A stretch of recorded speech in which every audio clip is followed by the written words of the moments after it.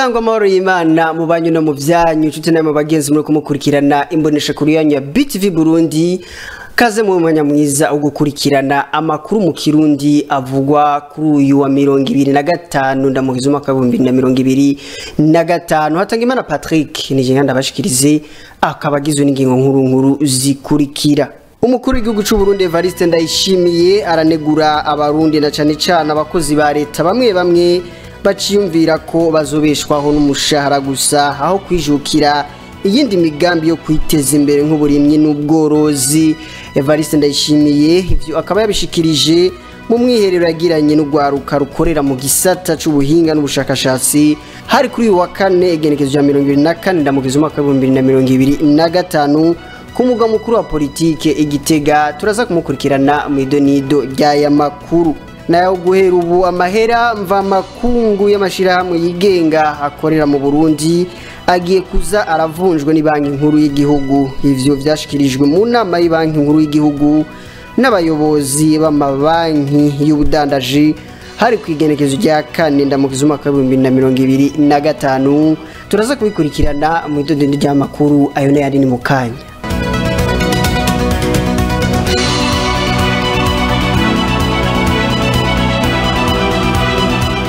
Ndasubiye kuramutsa nongera ndabaha ikaze mu idonido ry'aya makuru.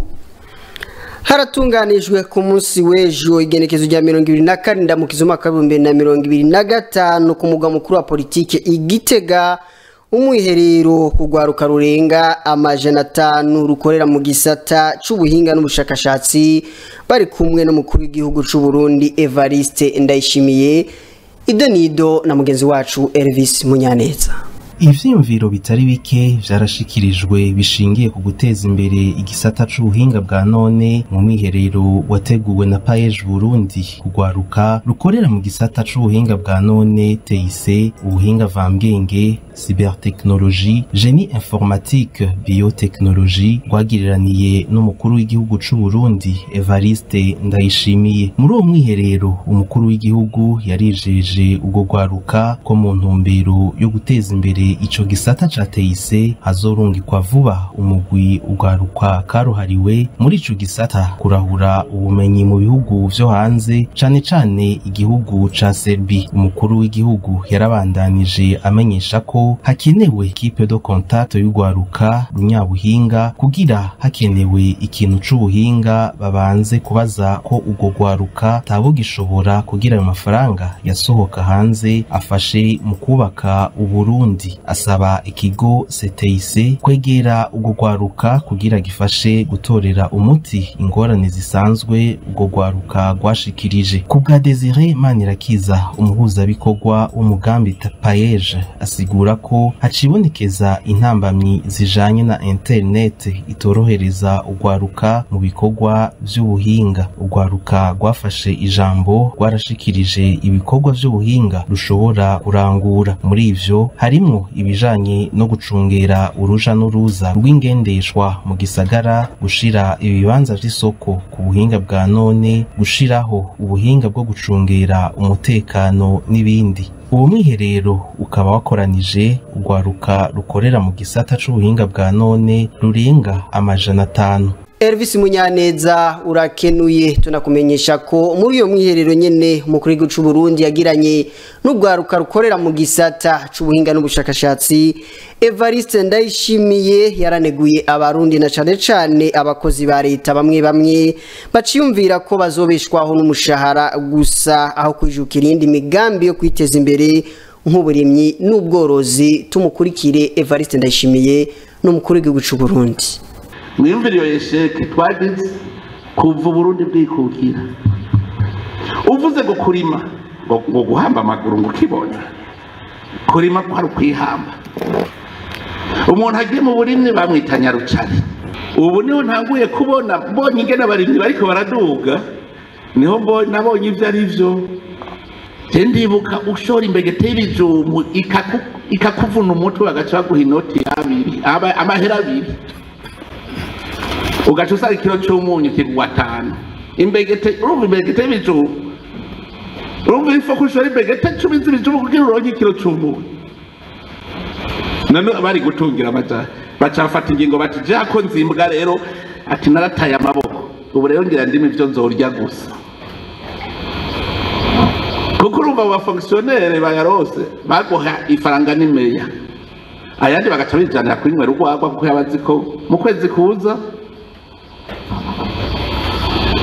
ya rero aho nabuze abafonctionnaire abizi urumva nibo bari kudukanuza kugira du produits ugiye mu gisodaho karakaroge kuko mu gisodaho n'umushahara urawurya wose samples ukajana mu nzoga abandi bajana mu maraya kuko wambikwa n'igihugu ukarya igihugu ukwezi ugahera ubu ntubona ko abarundi bataye kumenya amahera bahembwe yabo uwo muntu yaduhenze byagenze gute oya nimwiyumvira aho turaciye ubwenge je ndatwenga nkumva uraza amapri twahaye abantu bitwa ngo remeyere contribuable umukomeresa atsindiye isoko muri leta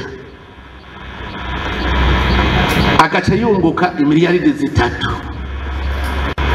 agaca atanga ikori kuri yayandi leta imuhaye bagaca yandika gorosete avuye mu kigega barayaguhaye havuye ko akamanyu gatoyi baguhaye menshi havuye ko akamanyu gatoyi uci utaga kw'ikori ugaca witwa umutanga kora kome bagaca baguha pri ni wiyumvire umufonctionnaire ku mushahara bagakurako ipe bagaca bandika muri finance gorosete ngo rehosete amahera avuye mu kigega havuye menshi haje makeyi gorosete wa wundi yaduhenda arazi yuko ndimuproducer aca kuzanira imfashanyo ngo apwi budgetaire kugira uronyaho uzohembwa mu mwaka uza kuko urumva turabakonsomatere gusa kugira mu kwezi urumva ati apwi budgetaire 58% mugahembwa ubundi bahagatangira hakuzanira kugira gusa amaze ntuze wige ugumu ubona ko amaheru yafise kuko umuhembwa gusa kuvuga gushe kuzorinda Evariste Ndayishimiye aramutswa igihugu c'u Burundi guhera ubu amahera mva makungu ngo twavuze mu ngingo nkuru za makuru y'amashirahamwe yigenga akorera mu Burundi agiye kuza aravunjwa ni banki nkuru y'igihugu ivyo bikaba byashikirijwe mu nama y'banki nkuru y'igihugu n'abayobozi b'amabanki budandaji hari kwigerekezo rya kenda mu kizumaka 2025 dusubire dukurikire Elvis Munyanetsa.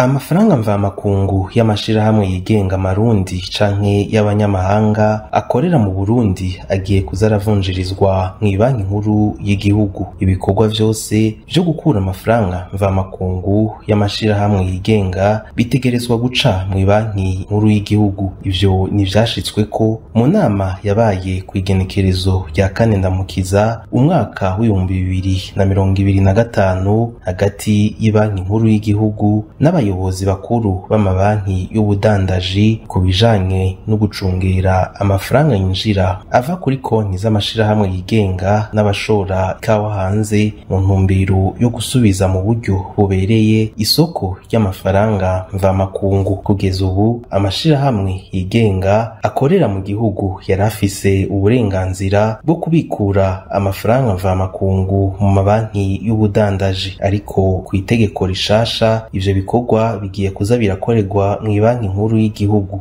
Intumbero iyo ngingo akaba ari gutuma amafaranga ava hanze ashobora gukurikiranwa neza. Mwomenya ko ivyo bikorwa vyose byo gutanga amafaranga mvamakungu mu banki nkuru y'igihugu bizokorwa hakurikijwe ibiciro vyemewe vyasohowe ni banki nkuru y'igihugu.